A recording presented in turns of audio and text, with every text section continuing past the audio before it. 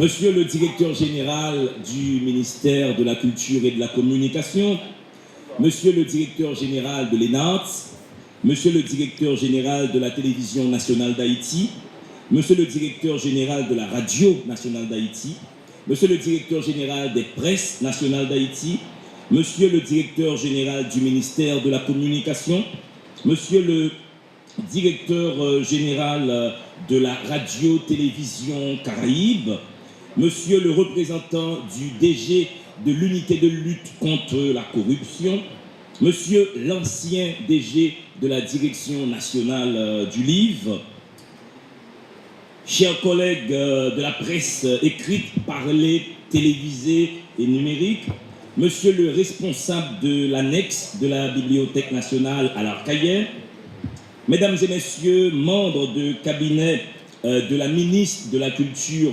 Madame Émilie Prophète, nobles employés, distingués invités, chers artistes, performeurs, chers danseurs, je vous dis bienvenue aux 82 ans de la Bibliothèque nationale d'Haïti. Le 26 mars 2022 marque les 82 ans de création de ce lieu emblématique où nous nous trouvons, la Bibliothèque nationale d'Haïti. Si chacun a la totale liberté de camper chez lui sa propre collection de livres, si chaque institution de quelque régime qu'elle puisse être peut délibérément construire sa bibliothèque et y instituer sa propre politique de gestion et d'accès, pourquoi l'État d'Haïti s'est senti obligé en 1940, c'est-à-dire bien avant beaucoup de pays de l'Amérique, oui, historiquement, Haïtiens aiment faire jour, nous fait avant de pays amis qui dans l'espace américain. En 1940, nous sommes en pleine Deuxième Guerre mondiale. Et qu'est-ce que la République d'Haïti a fait quand les peuples civilisés, pour me parler d'un coup Aimé Césaire, ta bataille entre eux? Nous, on a créé une bibliothèque nationale. Pourquoi l'État d'Haïti a construit ce bâtiment pour y loger des œuvres de l'esprit, et ceci depuis 82 ans? C'est parce que, mesdames et messieurs, les États ont pour vocation et mode de déploiement dans l'espace le monopole de tout. Le monopole de tout parce qu'il s'agit par cet état de fait de fabriquer du bien commun. Et détenir le monopole de conservation du savoir est un privilège que les États se réservent dans le but d'instituer une société du savoir. Et dès lors qu'une société du savoir est instituée, les États assurent leur pérennisation et leur grandeur. C'est qu'on est qui fait, c'est connaissance qui permettre nous de vivre avec l'autre dans l'amour, dans le respect. C'est connaissance qui permettre nous qu'on force nous, faiblesse nous. C'est connaissance qui permettre nous améliorer, gens nous vivre et puis construire une société qui vraiment établit sous liberté, égalité, fraternité. Distingués invités, la Bibliothèque nationale d'Haïti est responsable du dépôt légal et a la vocation de rassembler, de protéger, de valoriser et de diffuser tout ce qui se publie en Haïti. Journaux, revues, CD, DVD, tracts, émissions de radio, de télévision, cartes postales, estampes, domaine internet, etc., etc. Tout ce qui relève de la cognition, tout ça, on haïtien qui a pensé et puis il publié, job ici, c'est conservé pour les générations futures. Nous sommes dans un espace emblématique pour la République. Notre bibliothèque est appelée à recevoir et à visibiliser tout ce qui est publié et qui est témoignage de notre façon d'appréhender la vie et de nous projeter dans l'avenir. Cela fait 82 ans que l'institution accomplit cette mission en Haïti et je ne suis pas peu fier d'assurer sa direction générale depuis 2 ans. Maintenant, qu'ai-je pu réaliser au cours de ma direction? Sans employer Bibliothèque nationale, moi pas capable de réaliser rien.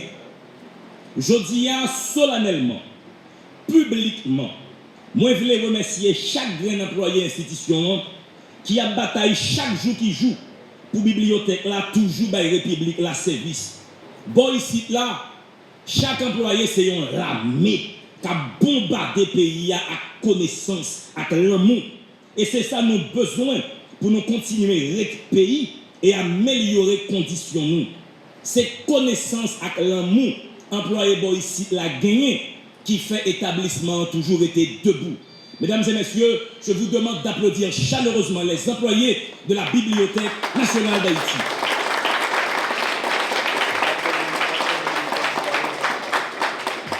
Avec le soutien des employés de la Bibliothèque nationale, j'ai pu rouvrir 2 annexes de la BNH, Marigot et Jacmel, qui étaient fermées depuis des années avant mon arrivée. J'ai pu donner continuité à mon arrivée au projet de réhabilitation de la bibliothèque de Jérémie, détruite par l'ouragan Mathieu, projet financé et exécuté par des organismes onusiens. Ces actions étaient pour moi d'une importance capitale, parce que le premier élément de valeur que je me suis fixé dans mon plan d'action à la tête de la bibliothèque, ce fut un combat pour qu'il y ait en Haïti plus de justice cognitive. Ça veut dire justice cognitive. Ça veut dire ma bataille, jouk maïmi, pour tout Haïtien qui est dans le pays, a même accès à connaissance, peu importe pour les poyo, non-famille, zone yo fait, religion yo, orientation sexuelle yo, depuis un monde en dans le pays comme Haïtien, il doit gagner même chance à tout l'autre monde pour lui vivre n'importe ça li t'a vle.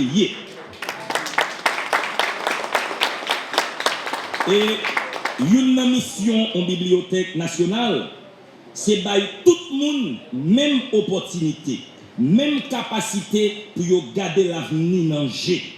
En bibliothèque nationale, pas vle gagner bégoué, égaré, déjoué dans une société.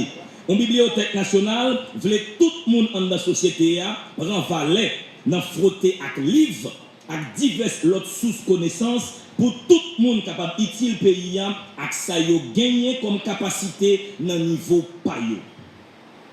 Sous ma direction, la Bibliothèque nationale a pu être remise sur la carte des partenariats internationaux. Dans moins d'1 mois, dans le cadre d'un accord de principe que j'ai eu avec la Bibliothèque nationale du Québec et le PARDEC, 20 000 livres vont être offerts à la Bibliothèque nationale, suite de quoi dans ce projet, quelques employés pourront partir au Québec pour effectuer un stage de perfectionnement dans la Bibliothèque nationale du Québec et d'autres bibliothèques du Québec, bibliothèques scolaires communautaires.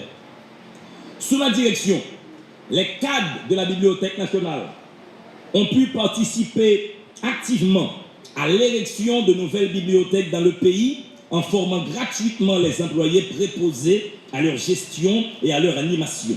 Citons en exemple la bibliothèque municipale d'Henry, centre culturel Mano Chalma qui est à Carrefour et le projet de bibliothèque qui est à l'Asile.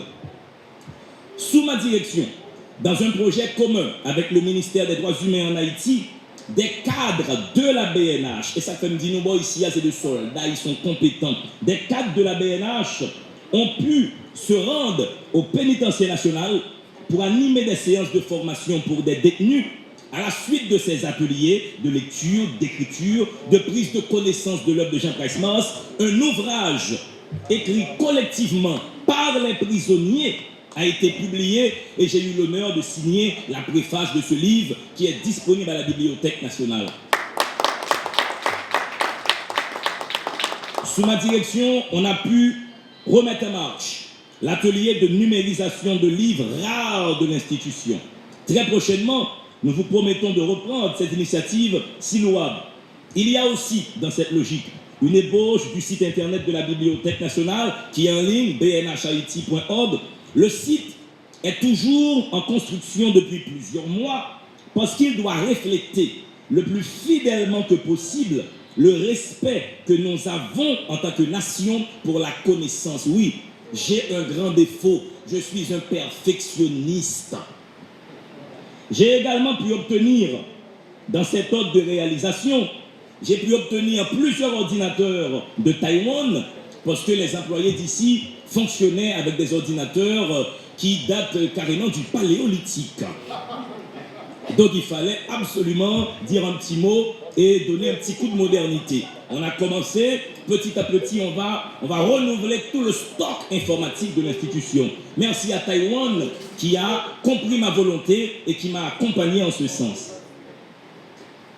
Je peux aussi vous annoncer que la Bibliothèque nationale a repris depuis récemment ses droits d'existence sur des plateformes internationales comme le réseau francophone numérique qui réunit tout le patrimoine documentaire numérique de la francophonie, et ACURIL, qui est l'association des bibliothèques universitaires, institutionnelles et de recherche des Caraïbes, qui nous a invités à son congrès annuel qui se tiendra cette année à Curaçao en juin prochain.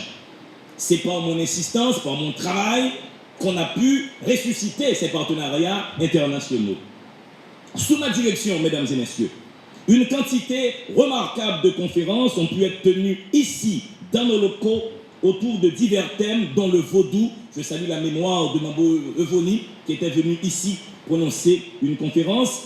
Des conférences sur la citoyenneté, sur l'écologie, l'entrepreneuriat, la diplomatie, et des cadres de la BNH ont pu former en ce sens des éditeurs et d'autres acteurs de la chaîne du livre sur la portée significative du dépôt légal et de l'ISBN.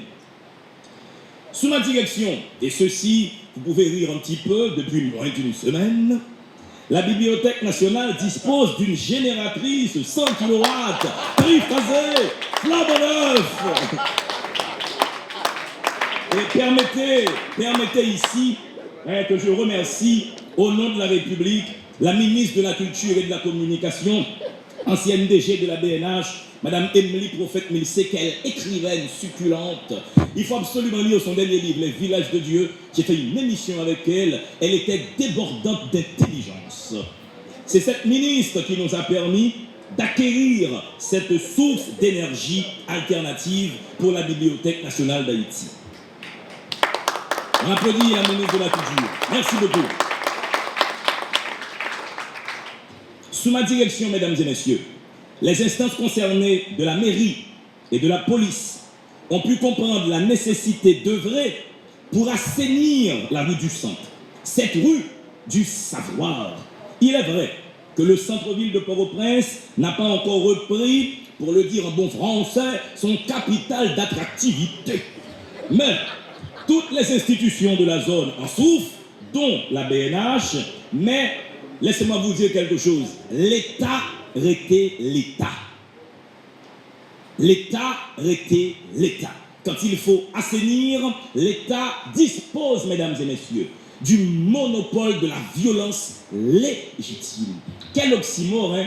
Nous qui aimons la littérature, un oxymore, vous mettez en contact deux mots, l'une annule l'autre. Comment violence fait légitime? Moi, j'adore la littérature.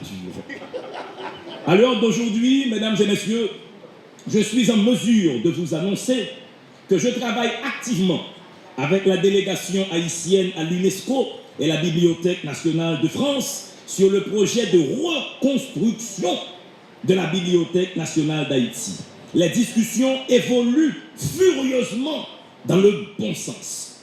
La Bibliothèque nationale d'Haïti, chers collègues directeurs généraux, doit se réinventer parce qu'elle est la gardienne de nos trésors patrimoniaux. Chers employés, la BNH est la détentrice de la mémoire éditoriale d'Haïti. Les employés de la BNH et moi-même travaillons activement afin que dans un proche avenir, nous soyons une plateforme créative facilitant le bouillonnement intellectuel de la République. Haïti est dans l'urgence d'État de se doter d'une bibliothèque d'importance, véritable laboratoire technologique et social, parce que toutes les sociétés tournées vers le progrès ont vite compris que les bibliothèques nationales sont des vecteurs essentiels d'une économie basée sur la circulation des idées. Pour écrire la nouvelle Bibliothèque nationale d'Haïti, il nous faudra la peau d'un projet glorieux pour parchemin. La démocratisation de la culture pour écritoire, les nouvelles technologies pour encre et un patriotisme aigu pour plume. Soyez avec moi, mesdames et messieurs, les héros de cette nouvelle bibliothèque nationale. Vive une société du savoir, vive Haïti, vive la République, garde au bonheur, je vous remercie.